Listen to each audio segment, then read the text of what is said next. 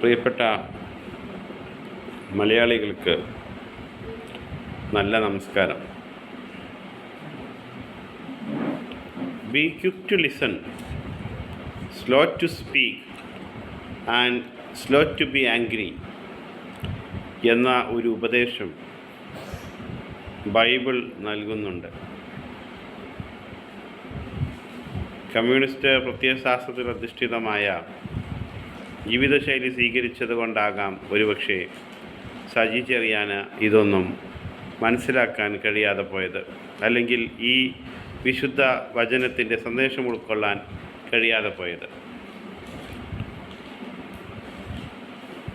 ഇടതുപക്ഷ രാഷ്ട്രീയത്തിൻ്റെയും പുരോഗമന ആശയങ്ങളുടെയും പര്യായമായാണ് ഒരു കാലഘട്ടത്തിൽ കേരളത്തിൽ കമ്മ്യൂണിസ്റ്റ് പാർട്ടികൾ കരുതപ്പെട്ടിരുന്നത്.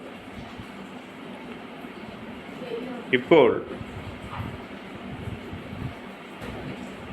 ഇടതുപക്ഷ പാർട്ടികൾക്ക്, വിശിഷ്യ CPM-ന് കേരളത്തിൽ ഒരു കാര്യം ബോധ്യമായിരിക്കുന്നു. മുസ്ലിം ക്രൈസ്തവ മതന്യൂനപക്ഷങ്ങൾക്ക് സ്വാധീനമുള്ള ഭൂമികയിൽ പണ്ടേ ഇടതുപക്ഷത്തിന് രാഷ്ട്രീയമായ വിജയം നേടുക എന്നുള്ളത് തെരഞ്ഞെടുപ്പ് രാഷ്ട്രീയത്തിൽ ഏറെക്കുറെ ദുഷ്കരമായ ഒരു കാര്യമായിരുന്നു. ഇപ്പോഴും അത് അങ്ങനെ തന്നെ തുടരുന്നു എന്നവർ തിരിച്ചറിയുന്നു.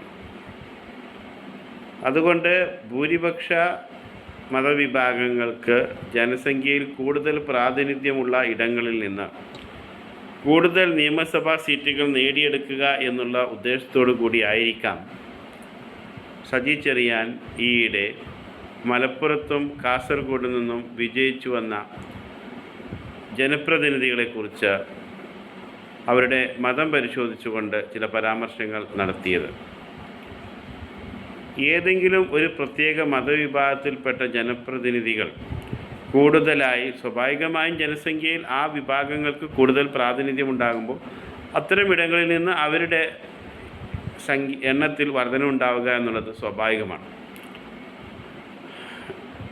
അപ്പോൾ എങ്ങനെയാണ് അത് ഇടതുപക്ഷ രാഷ്ട്രീയം കൈകാര്യം ചെയ്യുന്ന ഒരാൾക്ക് അതൊരു ഭീഷണിയായി അനുഭവപ്പെടുന്നത് എന്ന് നമ്മൾ ചിന്തിക്കേണ്ടതാണ്. അപ്പോൾ ഇത് സൂചിപ്പിക്കുന്നത് ഇവിടുത്തെ ഭൂരിപക്ഷ മതവിഭാഗങ്ങളുടെ പ്രീതി നേടിയെടുക്കുന്നതിന് വേണ്ടി ഇങ്ങനെയൊക്കെ സംസാരിച്ചാലേ കഴിയൂ എന്ന് ഇടതുപക്ഷം പോലും കരുതുന്നിടത്ത് കാര്യങ്ങൾ എത്തിയിരിക്കുന്നു എന്നുള്ളതാണ് വസ്തുത. മറ്റൊരു പ്രധാനപ്പെട്ട കാര്യം, നമ്മളിപ്പോൾ ഈ സജി ചെറിയാനെ പോലെയുള്ള ഒരാൾക്ക് മറുപടി പറയാൻ വേണ്ടി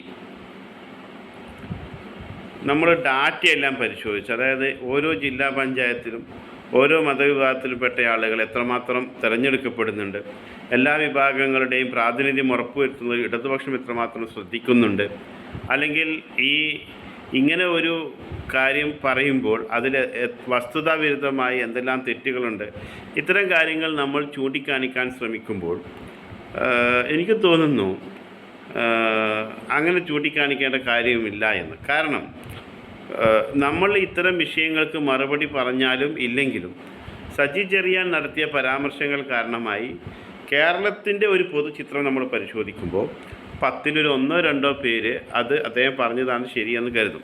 ഇനിയിപ്പോൾ ഈ വിഷയത്തിൽ സജി ചെറിയാൻ്റെ രാജിയിലേക്ക് വരെ സംഭവങ്ങൾ നീണ്ടാലും അങ്ങനെ കരുതുന്ന ആളുകളുണ്ടാവും. 1-2 പേര്, 10-ൽ 1-2 പേര് സജി ചെറിയാൻ പറഞ്ഞതിൽ വസ്തുതകളുണ്ടെന്ന് കരുതും. നമ്മൾ ഈ വിഷയങ്ങളുടെ വസ്തുതകൾ ജനങ്ങളുടെ മുന്നിൽ അവതരിപ്പിക്കുന്നത് കൊണ്ട് കാര്യമില്ല എന്ന് എനിക്ക് തോന്നുന്നു. അല്ലെങ്കിൽ ഈ വിഷയങ്ങളെ സംബന്ധിച്ച് ഇതിൻ്റെ വസ്തുതാപരമായ കാര്യങ്ങൾ പരിശോധിക്കാതെയാണ് സജി ചെറിയാൻ അഭിപ്രായം പറഞ്ഞത്. അഥവാ വസ്തുതകൾ അദ്ദേഹത്തിന് അറിയില്ല എന്ന് കരുതുന്നതും ശരിയായിരിക്കില്ല. അതായത് സജി ചെറിയാൻ അറിഞ്ഞുകൊണ്ട് തന്നെ ബോധപൂർവം തെറ്റിദ്ധരിപ്പിക്കാൻ ശ്രമിക്കുന്നു എന്നുള്ളതാണ്. സജി ചെറിയാന് മറുപടി പറയേണ്ട കാര്യമില്ല. കേരളീയ പൊതുസമൂഹത്തിൽ നമ്മൾ നേരത്തെ സൂചിപ്പിച്ച ഒരു 80-90% ആളുകൾ കാര്യങ്ങളെക്കുറിച്ച് തെറ്റിദ്ധാരണ ഉള്ളവരായിരിക്കരുത് എന്ന് പറയാൻ വേണ്ടി മാത്രം നമ്മൾ ചില കാര്യങ്ങൾ പരിശോധിക്കുക. അതിലൊരു പ്രധാനപ്പെട്ട കാര്യം, ഈ കാസർഗോഡ് ജില്ലയിൽ നിന്നുള്ള ഒരു പ്രധാനപ്പെട്ട കാര്യം നമ്മൾ അവതരിപ്പിക്കാൻ ആഗ്രഹിക്കുക.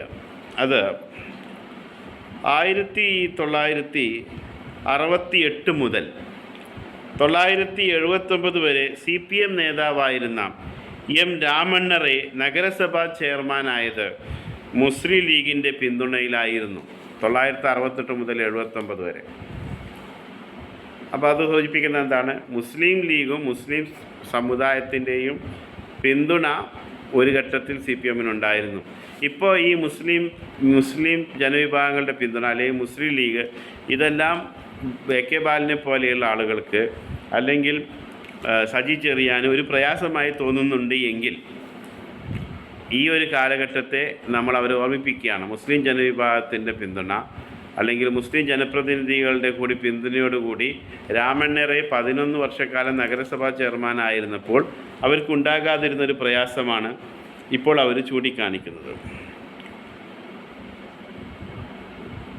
അപ്പോൾ ഇത്തരം വിഷയത്തെക്കുറിച്ച് നമ്മൾ ചില വസ്തുതകൾ പരിശോധിച്ചാൽ, ഈ സജി ചെറിയാനുമായി ബന്ധപ്പെട്ട ഈ വിഷയത്തിൽ നമ്മൾ ചില അദ്ദേഹം നടത്തിയ പരാമർശങ്ങളെ സംബന്ധിച്ചുള്ള വസ്തുതകൾ പരിശോധിച്ചാൽ, മുസ്ലിം ലീഗിന് മൃഗീയ ഭൂരിപക്ഷമുള്ള മലപ്പുറം ജില്ലാ ഭരണസമിതിയിൽ 6 പേർ മുസ്ലിം, അതായത് മലപ്പുറം ജില്ലാ പഞ്ചായത്തിൽ വിജയിച്ചു വന്ന അംഗങ്ങൾ, പ്രതിപക്ഷം അംഗങ്ങളില്ല, 6 പേർ മുസ്ലിങ്ങളല്ലാത്തവരാണ്. ഇതിൽ 2 പേർ മുസ്ലിം ലീഗ് സ്ഥാനാർത്ഥികളായി ജയിച്ചവരാണ്.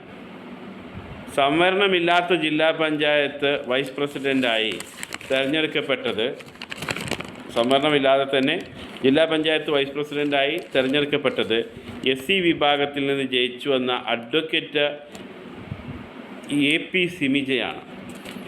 എന്നാൽ 23 അംഗ ഗ്രാമപഞ്ചായത്തുള്ള കോട്ടയം ജില്ലാ പഞ്ചായത്തിൽ ഒരാൾ പോലും മുസ്ലിം സമുദായത്തിൽ നിന്നില്ല. ഇത് പരിശോധിക്കുന്നതിൻ്റെ ഭാഗമായി ഞാൻ അവിടുത്തെ 1ാമത്തെ വാർഡിലെയും അവസാനത്തെ വാർഡിലെയും വിജയിച്ച സ്ഥാനാർത്ഥിയുടെയും തൊട്ടടുത്ത സ്ഥാനത്ത് വന്ന സ്ഥാനാർത്ഥിയുടെയും പേരുകൾ അവതരിപ്പിക്കാം. ബാക്കി നമുക്ക് പരിശോധിക്കാവുന്നതാണ്. അതേപോലെ വൈക്കം എന്നുള്ളതാണ് 1ാമത്തെ അവിടുത്തെ വാർഡ്, കോട്ടയം ജില്ലാ പഞ്ചായത്ത്. അവിടെ വിജയിച്ച സ്ഥാനാർത്ഥി MK രാജേഷ്, തൊട്ടടുത്ത എതിർ സ്ഥാനാർത്ഥി K ബിനിമോൻ. 23ാമത്തെ വാർഡിൽ 21ാമത്തെ ജില്ലാ പഞ്ചായത്ത് ഡിവിഷനിൽ അതിൻ്റെ പേര് താളയഴം എന്നാണ്. അവിടുത്തെ വിജയിച്ച സ്ഥാനാർത്ഥി ആനന്ദ് ബാബുവും അവിടുത്തെ പരാജയപ്പെട്ട തൊട്ടടുത്ത സ്ഥാനാർത്ഥി M മുരളിയുമാണ്. അപ്പോൾ ഇവിടെ മുസ്ലിം സമുദായത്തിൽ നിന്നുള്ള ഒരാളും കോട്ടയം ജില്ലാ പഞ്ചായത്ത് അംഗങ്ങളുടെ കൂട്ടത്തിലില്ല.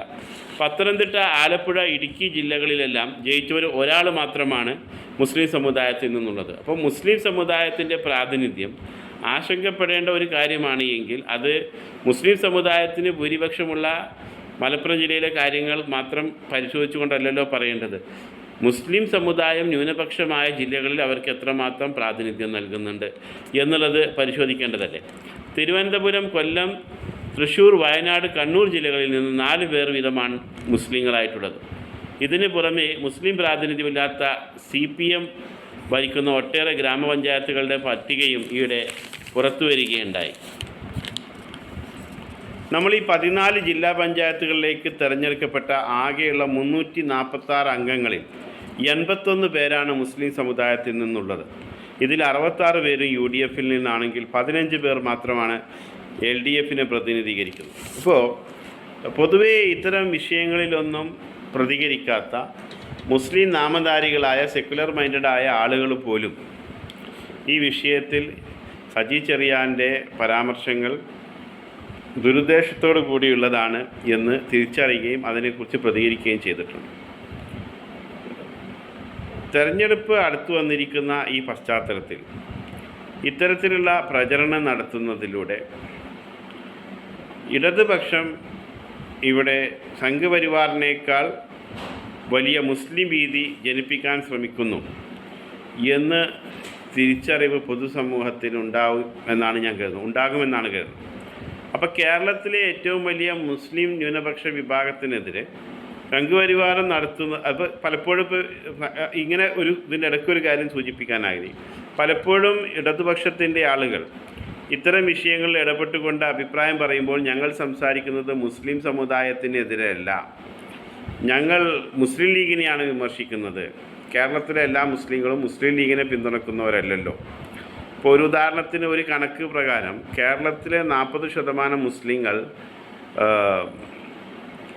എറണാകുളം, അതുപോലെ കോട്ടയം, ഇടുക്കി, പത്തനംതിട്ട, ആലപ്പുഴ, കൊല്ലം, തിരുവനന്തപുരം ജില്ലകളിലായിട്ടാണ് കേരളത്തിലെ മുസ്ലിങ്ങൾ 40% മുസ്ലിങ്ങളുള്ളതെന്ന് പറയാറുണ്ട്. ഈ പ്രദേശത്ത് നിന്ന് മുസ്ലിം ലീഗിൻ്റെ പ്രാതിനിധ്യം നിയമസഭയിൽ വളരെ കുറവാണ്. അപ്പോൾ അത്തരം മേഖലകളിലെല്ലാമുള്ള മുസ്ലിങ്ങൾ മുസ്ലിം ലീഗിനെ അല്ല പിന്തുണക്കുന്നത്. മലബാറിലെ മുസ്ലിങ്ങൾ മുസ്ലിം ലീഗിനെ പിന്തുണക്കുന്നത് പോലെ തിരുവിതാംകൂറിലെ മുസ്ലിങ്ങളുടെ ഇടയിൽ മുസ്ലിം ലീഗിന് അത്ര പിന്തുണയില്ല എന്നുള്ളതാണ്. ഇനി അവർ മുസ്ലിം ലീഗിനെ പിന്തുണച്ചാലും ഇല്ലെങ്കിലും CPM-ൻ്റെ എപ്പോഴുമുള്ള വിമർശനം കേരളത്തിലെ മുസ്ലിങ്ങൾ മുഴുവൻ മുസ്ലിം ലീഗിൻ്റെ പ്രതിനിധികളല്ല, ഞങ്ങൾ വിമർശിക്കുന്നത് ജമാഅത്തെ ഇസ്ലാമിയാണ്, ഞങ്ങൾ വിമർശിക്കുന്നത് മുസ്ലിം ലീഗിനെയാണ്. ഇത്തരം കാര്യങ്ങളാണ് അവരെപ്പോഴും പറയാറുള്ളത്. പക്ഷേ ഇപ്പോൾ സജി ചെറിയാൻ നടത്തിയിരിക്കുന്ന പരാമർശമാകട്ടെ മുഴുവൻ മുസ്ലിം സമുദായത്തിനും എതിരാണ്. കാരണം അദ്ദേഹം ഒരു പ്രത്യേക സമുദായത്തിൽ നിന്നുള്ള ആളുകൾക്ക് മലപ്പുറം ജില്ലാ പഞ്ചായത്തിൽ കൂടുതൽ പ്രാതിനിധ്യം ലഭിക്കുന്നു എന്നുള്ളതാണ്. അപ്പോൾ അവിടെ മുസ്ലിം ലീഗിൻ്റെ പ്രതിനിധികളായിട്ട് തന്നെ ഇതര സമുദായങ്ങളിൽ നിന്നുള്ള ആളുകളുണ്ട് എന്നുള്ളതാണ് കണക്കുകൾ പരിശോധിച്ചാൽ നമുക്ക് കാണാൻ സാധിക്കുക. ഈ പ്രചരണങ്ങളുടെ ഒരു പര്യവസാനം, ഇതിൻ്റെ ഒരു അനന്തരഫലം എന്തായിരിക്കുമെന്നുള്ളത് പലരും തിരിച്ചറിയുന്നുണ്ട് എന്ന് തന്നെ വേണം നമ്മൾ മനസ്സിലാക്കാൻ. ഇപ്പോൾ ഏറ്റവും അവസാനം കേൾക്കുന്നത് PV അൻവർ ബേപ്പൂരിൽ മത്സരിക്കാൻ എത്തുന്നതോടുകൂടി മുഹമ്മദ് റിയാസ് കുറേ കൂടി സുരക്ഷിതമായൊരു മണ്ഡലം തേടി മത്സരത്തിനൊരുങ്ങുന്നു. അദ്ദേഹം ബേപ്പൂരിൽ മത്സരിച്ചിരിക്കില്ല എന്ന് കേൾക്കുന്നു. നേരത്തെ മലപ്പുറം ജില്ലയിൽ നിന്നുള്ള ഇപ്പോഴത്തെ ഒരു MLA-യും മുൻ മന്ത്രിയുമായ ഒരു നേതാവ് പറഞ്ഞത്, നിലവിൽ ഇടതുപക്ഷത്തിന് ഈ നിയമസഭയിൽ തുടക്കത്തിൽ 4 ജനപ്രതിനിധികളാണ് നിയമസഭയിൽ പ്രതിനിധീകരിക്കാനുണ്ടായത്. പിന്നീട് നിലമ്പൂർ നഷ്ടപ്പെട്ടു. അപ്പോൾ ഈ 4 സീറ്റുകൾ, ആ 4 സീറ്റുകൾ അതേപോലെ വിജയിക്കും. അതായത് നിലമ്പൂർ, തവനൂർ, പൊന്നാനി, താനൂർ, ഈ 4 നിയമസഭാ മണ്ഡലങ്ങളല്ലെങ്കിലും ഏതെങ്കിലും 4 നിയമസഭാ മണ്ഡലങ്ങളിൽ ഇതല്ലെങ്കിൽ മറ്റേതെങ്കിലും 4 മൊത്തത്തിൽ 4 നിയമസഭാ മണ്ഡലങ്ങൾ വിജയിക്കാവുന്ന അവസ്ഥയിലാണ് ഇടതുപക്ഷമുള്ളത് എന്ന് പറഞ്ഞ അദ്ദേഹം ഇപ്പോൾ അത് പറയാൻ തയ്യാറാകുന്നില്ല. മാത്രമല്ല അദ്ദേഹം ഒന്നും മത്സരിക്കാൻ തയ്യാറാകുന്നില്ല. അപ്പോൾ ഇതെല്ലാം സൂചിപ്പിക്കുന്നത് ഇവിടെ ഈ സജി ചെറിയാനെ പോലെയുള്ള ആളുകൾ നടത്തുന്ന പ്രസ്താവനകളുടെ പ്രത്യാഘാതം എന്തായിരിക്കുമെന്നുള്ളത് മലബാറിൽ നിന്നുള്ള ഇടതുപക്ഷ നേതാക്കൾ തന്നെ തിരിച്ചറിഞ്ഞു തുടങ്ങിയിട്ടുണ്ട് എന്നുള്ളതാണ്. അപ്പോൾ ഈ ഒരു പ്രസ്താവനകളുടെ അനന്തരഫലമായി മലബാറിൽ നിന്നുള്ള, അതായത് പാലക്കാട് ജില്ലയിൽ നിന്നുള്ള 12 മണ്ഡലങ്ങളിലും, അതുപോലെ തന്നെ വയനാട് ജില്ലയിൽ നിന്നുള്ള 3 മണ്ഡലങ്ങളിലും, കണ്ണൂരിൽ നിന്നുള്ള 11 മണ്ഡലങ്ങളിലും, കാസർഗോഡ് നിന്നുള്ള 5 മണ്ഡലങ്ങളിലും, മലപ്പുറത്തു നിന്നുള്ള 16 മണ്ഡലങ്ങളിലും, കോഴിക്കോട് നിന്നുള്ള 13 മണ്ഡലങ്ങളിലുമെല്ലാം തന്നെ ഇടതുപക്ഷത്തിന് വലിയ തിരിച്ചടി ഉണ്ടാകുമെന്നാണ് നമ്മൾ കാണേണ്ടത്. അതേസമയം മധ്യ തിരുവിതാംകൂറിൽ വലിയ തിരിച്ചടി ഉണ്ടാകാനുള്ള സാധ്യതയുണ്ട്. കോട്ടയം, ഇടുക്കി, പത്തനംതിട്ട പോലെയുള്ള ഇടങ്ങളിൽ ഇപ്പോൾ ഈ NSS-ഉം SNDP-യും യോജിച്ചു വരുന്നത്, അല്ലെങ്കിൽ മുഖ്യമന്ത്രി പിണറായി വിജയൻ ഔദ്യോഗിക വാഹനത്തിൽ വെള്ളാപ്പള്ളിയെ കൂടെ കൂട്ടി കൊണ്ടുപോയത്, ഇതിനെല്ലാം സൂചിപ്പിച്ചുകൊണ്ട് ചില ക്രൈസ്തവ പുരോഹിതന്മാർ അതിനെ പിന്തുണച്ചുകൊണ്ട് രംഗത്ത് വരുന്നുണ്ട്. എങ്കിലും പൊതുവിൽ ക്രൈസ്തവ ഭൂരിപക്ഷ മേഖലകളിലും UDF-ന് അനുകൂലമായ LDF-ന് പ്രതികൂലമായൊരു സാഹചര്യമാണുള്ളത്.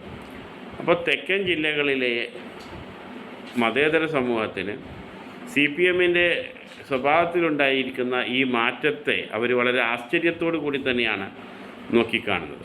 അത്തരം ഒരു സാഹചര്യത്തിൽ തീർച്ചയായിട്ടും പ്രാദേശിക അടിസ്ഥാനത്തിൽ തന്നെ തെരഞ്ഞെടുപ്പ് ഫലം ഭാവിയിൽ വിശകലനം ചെയ്യപ്പെട്ടേക്കും. അപ്പോൾ അങ്ങനെ വിശകലനം ചെയ്യപ്പെടുമ്പോൾ ഏത് മേഖലകളിൽ നിന്നാണ് CPM-ന് കൂടുതൽ വലിയ തിരിച്ചടി ഉണ്ടായത്, ആ തിരിച്ചടികൾക്ക് ഇത്തരം പ്രസ്താവനകൾ, ഇപ്പോൾ AK ബാലൻ നടത്തുന്ന പ്രസ്താവന, AK ബാലൻ ഇപ്പോൾ അടുത്തത് വീണ്ടും ആവർത്തിക്കുകയുണ്ടായി. ജമാഅത്തെ കുറിച്ച് പറഞ്ഞ കാര്യങ്ങൾ എന്ന് പറഞ്ഞുകൊണ്ട് അദ്ദേഹം ആവർത്തിക്കുകയുണ്ടായി. അതായത് UDF അധികാരത്തിൽ വന്നാൽ ആ ഗവൺമെൻറ്റിൽ ജമാഅത്തയുടെ സ്വാധീനം വലുതായിരിക്കും എന്ന് പ്രസ്താവന AK ബാലൻ ആവർത്തിക്കുകയുണ്ടായി. ഇപ്പോൾ സജി ചെറിയാൻ നടത്തുന്ന പ്രസ്താവന, AK ബാലൻ നടത്തുന്ന പ്രസ്താവന, ഇത്തരം പ്രസ്താവനകളുടെ എല്ലാം അനന്തരഫലം മലബാറിലും തിരുവിതാംകൂറിലും എല്ലാം എങ്ങനെയാണ്, പ്രത്യേകിച്ചും ഈ മധ്യ തിരുവിതാംകൂറിലുമെല്ലാം എങ്ങനെയാണ് ഇടതുപക്ഷത്തിൻ്റെ സാധ്യതകളെ അനുകൂലമായോ പ്രതികൂലമായോ ബാധിക്കുക എന്നുള്ളത് തെരഞ്ഞെടുപ്പ് ഫലം വന്ന ശേഷം നമ്മൾ പരിശോധിക്കുന്നത് വളരെ ഉചിതമായിരിക്കും. വളരെ കൗതുകത്തോടു കൂടി നമുക്കത് നിരീക്ഷിക്കാവുന്നതാണ്. ഇത്തരം പ്രസ്താവനകൾ എത്രമാത്രം ജനഹൃദയങ്ങളെ സ്വാധീനിച്ചു, CPM-നെ അത് എത്രമാത്രം ജനപ്രീതിയുടെ ഒരു പാർട്ടിയാക്കി മാറ്റി, അതല്ലെങ്കിൽ CPM-നെ ജനഹൃദയങ്ങളിൽ നിന്ന് ഇത്തരം പ്രസ്താവനകൾ എത്രമാത്രം മാറ്റിക്കളഞ്ഞു എന്നുള്ളത് പിന്നീട് പരിശോധിക്കുന്നത് വളരെ രാഷ്ട്രീയ വിദ്യാർത്ഥികൾക്ക് തീർച്ചയായും കൗതുകമുള്ള ഒരു കാര്യമായിരിക്കും. നന്ദി, നമസ്കാരം. നമുക്ക് കൂടുതൽ വിശകലനങ്ങളുമായി വീണ്ടും കാണാം.